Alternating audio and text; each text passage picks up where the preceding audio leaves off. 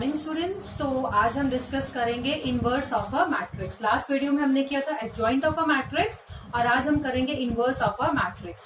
ये जो मान लो हमारे पास एक मैट्रिक्स है, we have a matrix A which is a square matrix of order n. तो मेरे पास एक और मैट्रिक्स है B which is also of the same order. ठीक है, स्क्वायर मैट्रिक्स है and of the same order. तो अगर A B into B A बराबर हो आई एन के, ठीक है, अगर मेरे पास दो ए मैट्रिक्स है और मुझे एक बी मैट्रिक्स ऐसी मिल जाए such that A into B equal हो जाए B into A equal to identity matrix के, तो मैं बी को क्या बोलूंगी, B is the inverse of A matrix. ठीक है, इतना समझ में आ गया। दोनों मैट्रिक्स जो है वो कैसी होनी चाहिए, they should be square matrix. जो इनवर्स होता है वो हमेशा स्क्वायर मैट्रिक्स का ही निकलता है। ठीक है, इसके बाद ऐसे मैट्रिसेस को क्या बोला जाता है, इन्वर्टिबल। इन्वर्टिबल मैट्रिक्स, इन्वर्टिबल का मतलब इस एक ऐसी मैट्रिक्स जिसका इनवर्स निकाला जा सकता है। ठीक है, फॉर एग्जाम्पल अगर मैं पूछती हूँ मेरे पास एक मैट्रिक्स है 2/3 ऑर्डर की, क्या ये इन्वर्टिबल है? इन्वर्टिबल मतलब क्या इसका इनवर्स निकाला जा सकता है? You will say no. ठीक है, क्यों नहीं निकाला जा सकता वैसे इसका इनवर्स? बिकॉज रेक्टेंगुलर मैट्रिक्स में ए into B B into A के बराबर कभी हो ही नहीं सकता ना। रेक्टेंगुलर मैट्रिक्स में बहुत कम चांसेस ऐसे होते हैं कि ए बी और बी ए बराबर हो। ठीक है, इसीलिए इन्वर्टिबल मैट्रिक्स वो होती है जिनका इनवर्स निकाला जा सकता है और दैट विल बी हमेशा जो होंगी आपकी स्क्वायर मैट्रिक्स ही होंगी। ठीक है, इतना क्लियर हो गया। इसके बाद हम चलते हैं आपका नेसेसरी एंड सफिशिएंट कंडीशन क्या होती है किसी भी मैट्रिक्स की कि उसका इनवर्स एग्जिस्ट करे या वो इन्वर्टिबल हो। तो नेसेसरी, ये आपकी बहुत इंपॉर्टेंट थ्योरम है, necessary and sufficient condition for a square matrix A for a square matrix A to be invertible is, invertible होने की जरूरी कंडीशन क्या है, is that A should be non-singular। non-singular word हमने किया था, याद हो तो? नॉन सिंगुलर का मतलब क्या होता है कि मैट्रिक्स का जो डिटर्मिनेंट होता है that should not be equal to 0। तो ये आपकी फोरमोस्ट कंडीशन है किसी भी मैट्रिक्स के इन्वर्टिबल होने की। मतलब उस मैट्रिक्स का इन्वर्स तभी एग्जिस्ट करेगा जब उसका डिटर्मिनेंट जो है वो नॉन जीरो होएगा। ठीक है, ये समझ में आ गया। अब हम इसका प्रूव करेंगे। Necessary condition, we will prove that कि ये जरूरी क्यों है। अब मान लो एक मैट्रिक्स हमारी इन्वर्टिबल है, इन्वर्टिबल होने का मतलब उसका इनवर्स एग्जिस्ट करता है। ठीक है, तो हम क्या करेंगे, मान लो मेरे पास एक मैट्रिक्स ए है, उसका इनवर्स है B such that B A is equal to I n. ठीक है, अब मैं क्या कर रही हूं, इसको taking the determinants on both sides, determinant ले रही हूं इसका, ए बी का determinant, determinant A into determinant B, और इसको भी हम सेपरेट कर सकते हैं। और आइडेंटिटी मैट्रिक्स का डिटर्मिनेंट कितना आता है, 1। ठीक है, ए बी का डिटर्मिनेंट बराबर होता है, ये दोनों बिल्कुल सेम है, इसका मतलब A determinant into B determinant क्या आ गया आपका 1। अब दो मैट्रिसेस के डिटर्मिनेंट को मल्टीप्लाई करके हमारा 1 आ रहा है। ठीक है, इसका मतलब ना तो ये 0 है, ना तो ये 0 है, ना ए 0 है और ना बी 0 है। यही तो कंडीशन चाहिए थी हमें कि determinant of A should not B 0। ठीक है, इतना समझ आ गया। अब हम चलते हैं सफिशिएंट कंडीशन। मतलब हमें ये दिया हुआ है कि determinant A is not equal to 0 और हमें प्रूव करना है कि इसका इनवर्स एग्जिस्ट करता है। ठीक है, अब चलते हैं अपने एडजॉइंट की तरफ। कल हमने एडजॉइंट पढ़ा था, क्या होता है एडजॉइंट में, हमने एक प्रॉपर्टी पढ़ी थी, A into adjoint A is equal to adjoint A into A equal to determinant of A into I n. ये पढ़ा था हमने एडजॉइंट में कि ए इंटू एडजॉइंट ए बराबर होता है एडजॉइंट इंटू ए के, और वो किसके बराबर होता है, डिटर्मिनेंट इंटू आई के। ये हमने पढ़ा था ना कल। ठीक है, तो हमें क्या प्रूव करना है, इस डिटर्मिनेंट ए को अगर मैं नीचे ले आऊं, ये मल्टीप्लाई में है, अगर मैं इसको डिवीजन में ले आऊं तो ये देखिए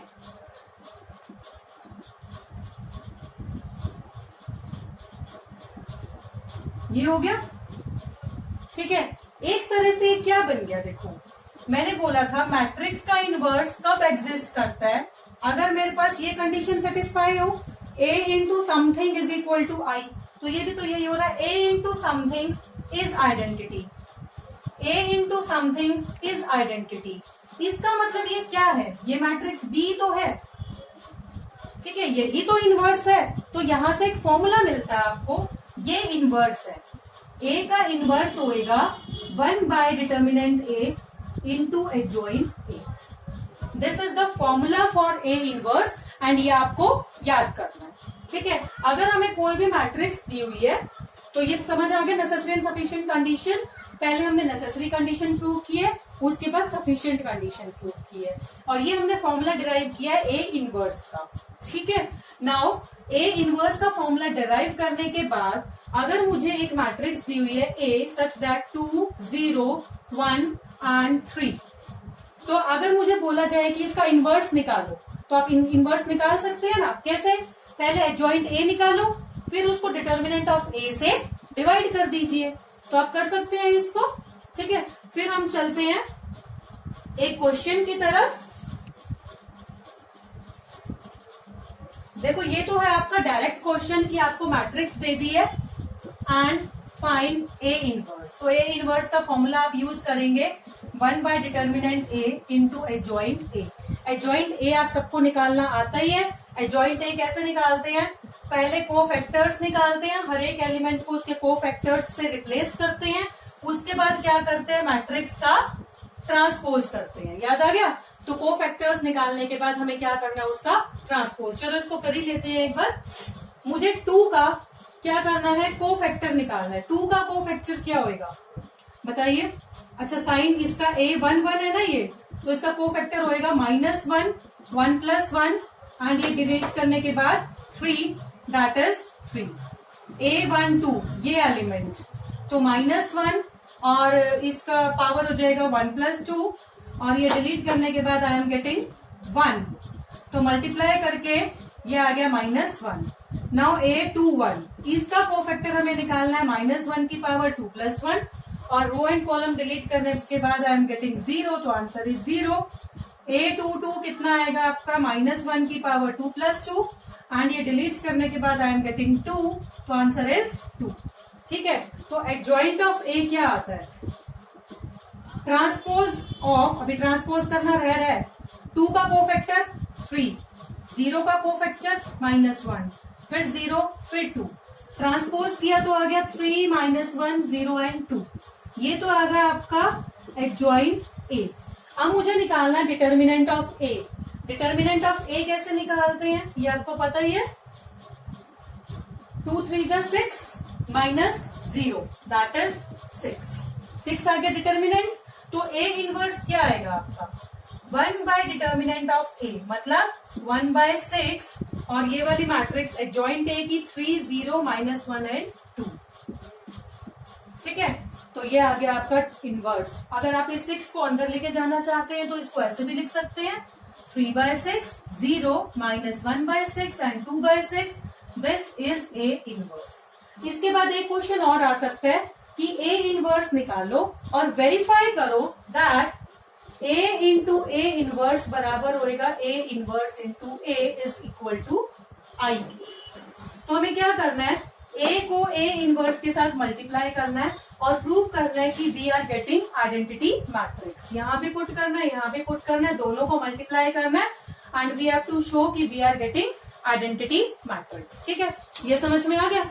इसके बाद हम चलते हैं एक और प्रॉपर्टी इसकी, inverse of every square matrix if it exist is unique.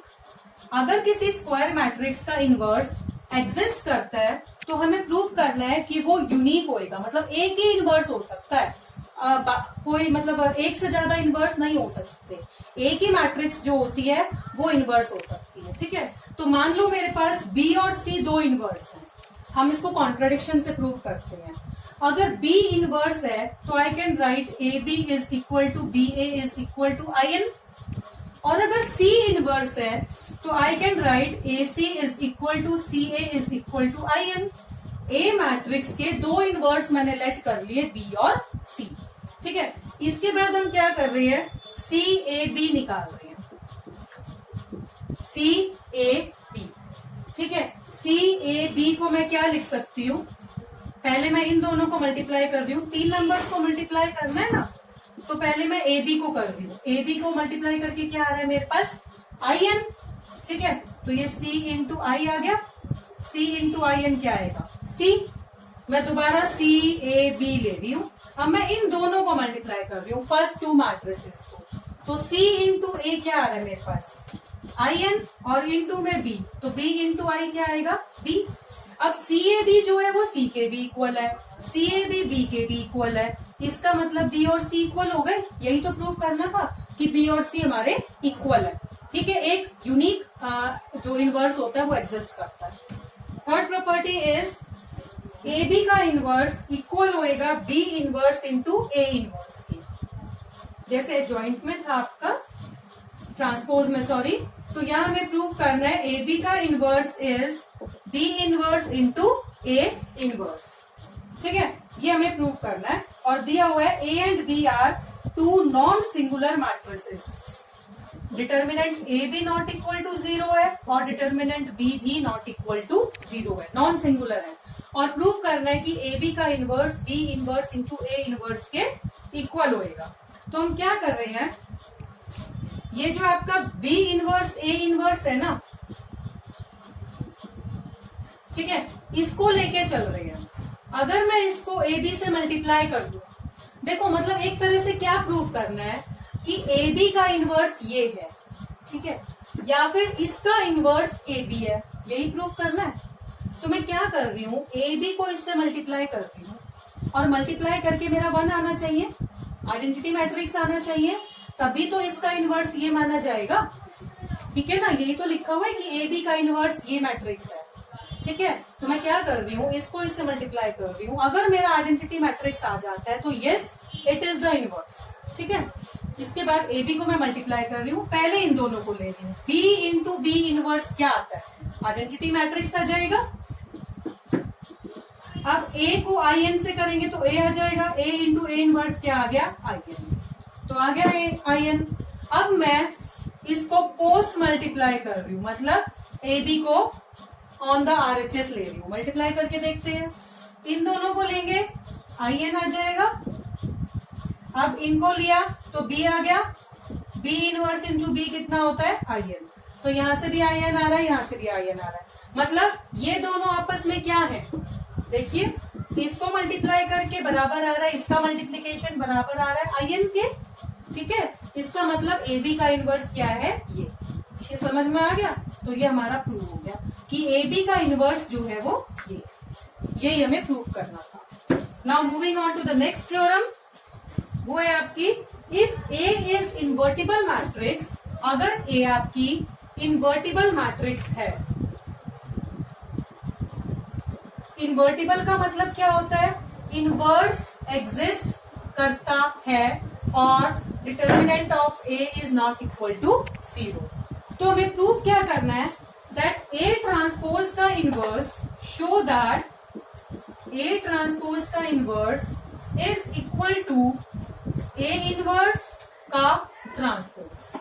ठीक है, हमें ये प्रूफ करना है, तो हम क्या करेंगे यहाँ पे, अब ये देखिए, सबसे पहले इसने बोला है जो मैट्रिक्स A है उसका डिटर्मिनेंट नॉट इक्वल टू 0 है, इसका मतलब जो A ट्रांसपोज का डिटर्मिनेंट होएगा वो भी नॉट इक्वल टू 0 होएगा। क्यों, क्योंकि किसी भी मैट्रिक्स का जो डिटर्मिनेंट होता है उसके ट्रांसपोज के डिटर्मिनेंट के बराबर ही होता है ना, इसका मतलब दोनों डिटर्मिनेंट नॉट इक्वल टू 0 हो गए। इसका मतलब A ट्रांसपोज का इनवर्स एग्जिस्ट करता है। ठीक है, ऐसा नहीं है कि एग्जिस्ट ही नहीं करेगा, A ट्रांसपोज का इनवर्स एग्जिस्ट तो करेगा। ठीक है, अब हमें प्रूव करना है कि ये इसके बराबर होएगा, तो वो हम कैसे प्रूव कर रहे हैं, इसको हम ले रहे हैं ए इंटू में A inverse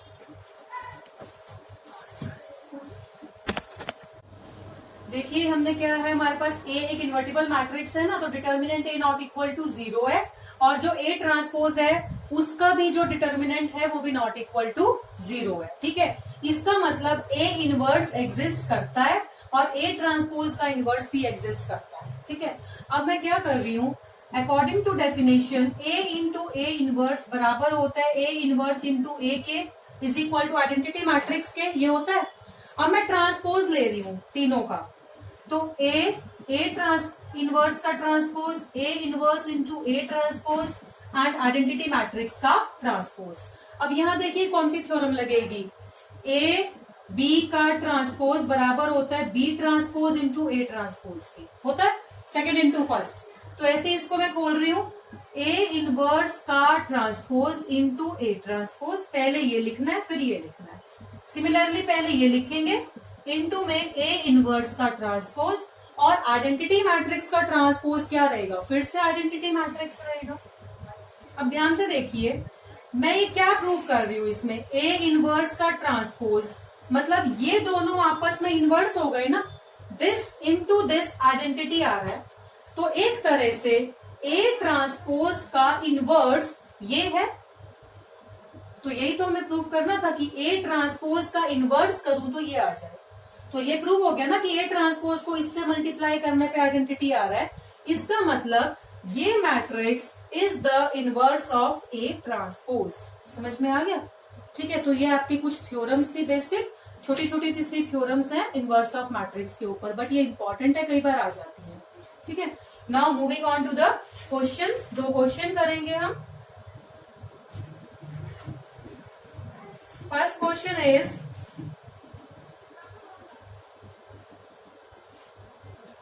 for the matrix A 3 7 1 5, एक मैट्रिक्स दिया हुआ है 3 7 1 and 5, find x and y so that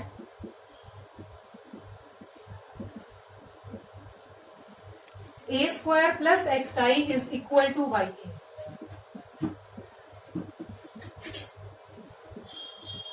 Hence find a inverse.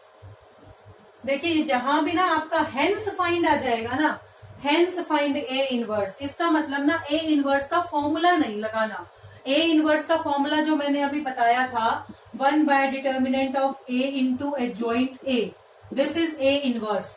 तो ए इनवर्स ऐसे कैलकुलेट नहीं करना, आपको इसके मार्क्स नहीं मिलेंगे। हेंस फाइंड लिखा हुआ है, इसका मतलब आपको इसी इक्वेशन से ए इनवर्स की वैल्यू निकालनी है, फॉर्मूले से नहीं निकालनी। ठीक है, फर्स्ट ऑफ ऑल तो क्या करना है, एक्स और वाई की वैल्यू निकालनी है ताकि ये इक्वेशन बराबर आ जाए। तो मुझे इसमें ए स्क्वायर चाहिए, सबसे पहले मैं ए स्क्वायर निकाल रही हूँ, ए इंटू ए 3175 मल्टीप्लाई करना आप सबको आता ही है, तो आप यहाँ पे मिलेगा आपको 16, 8, 56 एंड 32। ठीक है, ये मैंने लिख लिया डायरेक्टली, ए स्क्वायर आपको ऐसे मिल जाएगा, क्योंकि क्या करते हैं रो बाय कॉलम होती है ना, इस रो को इससे, फिर 31 को 15 से, फिर 75 को 37 से, 75 को 15 से। ठीक है, ये हो गई।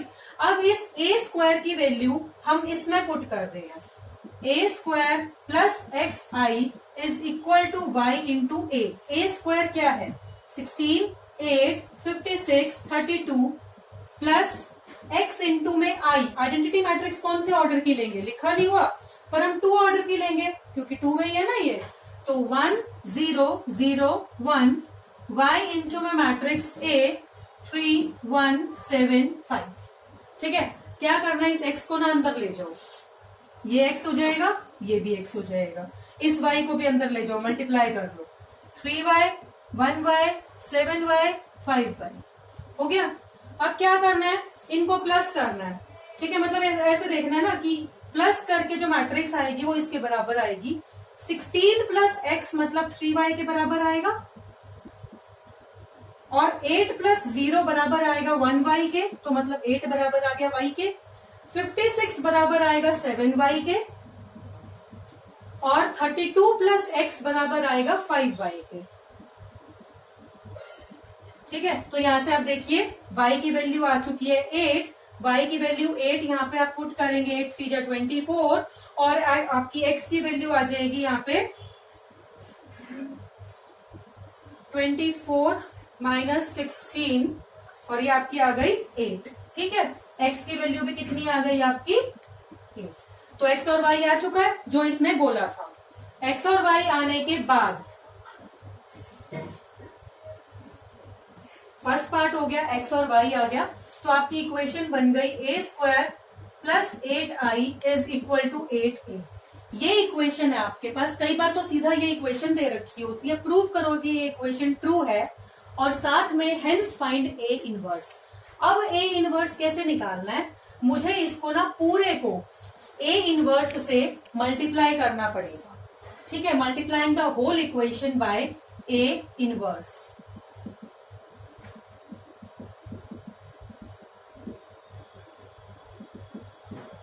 तो आप ये देखिए क्या आएगा, a स्क्वायर को मैं क्या लिख सकती हूँ, a इंटू ए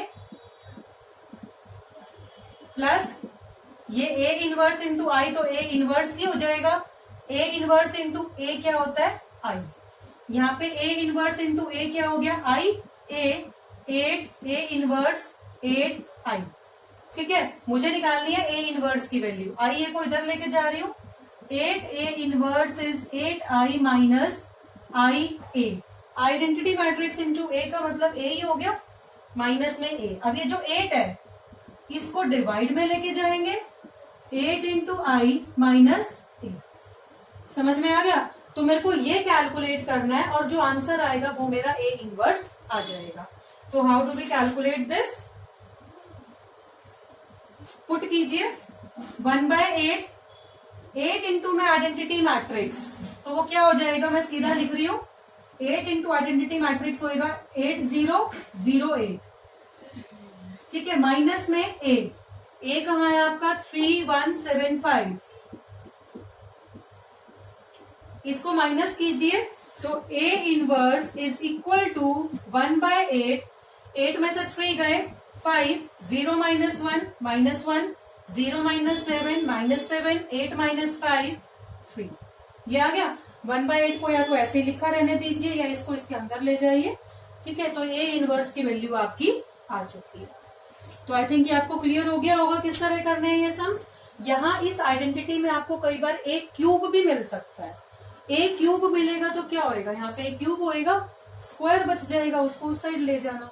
ठीक है, तो करना क्या होता है, इस इक्वेशन को ए इनवर्स से मल्टीप्लाई करना होता है, फिर ए इनवर्स की वैल्यू निकालनी होती है। ठीक है, जस्ट एक और क्वेश्चन करा रही हूँ,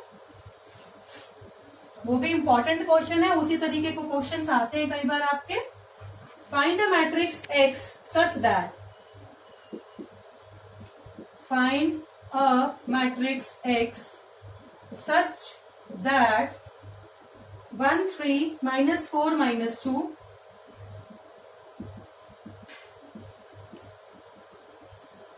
x is equal to -16 7 -6 2। ठीक है, ये करना है हमें।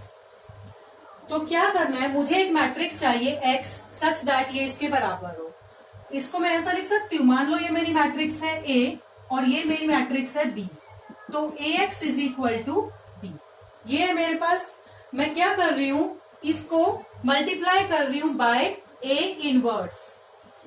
तो A इनवर्स से प्री मल्टीप्लाई कर रही हूं मैं।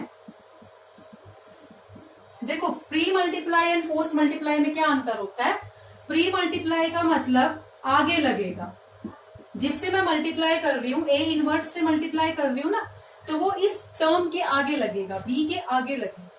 ठीक है, तो ये कितना हो जाएगा आपका I x is equal to A inverse B। ठीक है, तो x की वैल्यू कितनी आ जाएगी, A इनवर्स B। तो x मेरे को ऐसे मिलेगा। A इनवर्स क्या होता है, आपको निकालना आता ही है। A इनवर्स हम कैसे निकालेंगे, 1 by determinant of A into adjoint A, ये निकाल लेंगे A इनवर्स। और B मैट्रिक्स आपके पास है ही, मल्टीप्लाई कर देंगे और x आ जाएगा। ठीक है, तो हमें क्या करना है, ये तो आ गया आपका x। कई बार ऐसे होता है, ये matrix AX equal to B ना होके ये ऐसे होती है X A equal to B, मतलब ये जो एक्स होता है ना ये आगे लिखा होता है, अगर ये यहाँ पे लिखा होता तो क्या होता, X A equal to B. अब मुझे एक्स के साथ ये ए हटाना है, तो मुझे ए इनवर्स कहाँ लेके आना पड़ेगा, ए के बाद बीच में नहीं लाना, बीच में नहीं घुसा सकते हम कहीं पे, ठीक है, या तो यहाँ पे लिखना पड़ेगा या यहाँ पे मल्टीप्लाई करना पड़ेगा। तो मैं क्या करूंगी, post multiply by A inverse, ठीक है। तो ये क्या आ जाएगा, X A inverse B A inverse. अब इसको पोस्ट मल्टीप्लाई करना है दोनों साइड, तो ये कितना आ गया आपका आइडेंटिटी मैट्रिक्स, और ये हो गया B A inverse. X into identity matrix X रहेगा, बी आपको पता ही है, ए इनवर्स आप फाइंड आउट कर सकते हैं और मल्टीप्लाई कर देना, you will get the matrix X. समझ में आ गया, ठीक है। अब हमारा एक्स जो था ना वो यहाँ पे था, अपने क्वेश्चन पे आते हैं।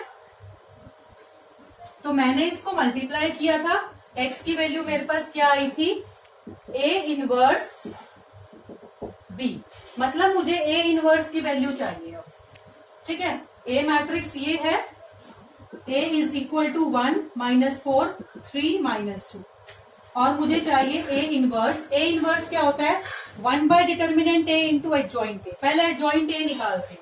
एडजॉइंट ए कैसे निकालते हैं, ट्रांसपोज ऑफ इसके कोफैक्टर्स ये मैं निकाल रही हूँ एडजॉइंट ए। अच्छा, इसका कोफैक्टर क्या होएगा, साइन देखते हैं पहले, इसके साइन प्लस रहता है, इसका माइनस, इसका माइनस, इसका प्लस, ध्यान रखना भाई साइन। तो 1 का अगर मैं कोफैक्टर निकाल रही हूं तो आई एम गेटिंग -2। अगर मैं -4 का कोफैक्टर निकाल रही हूँ I am getting 3 and negative sign तो -3। 3 का कोफैक्टर निकाल रही हूँ तो I am getting -4, minus minus plus. 2 का कोफैक्टर निकाल रही हूँ तो आई एम गेटिंग 1।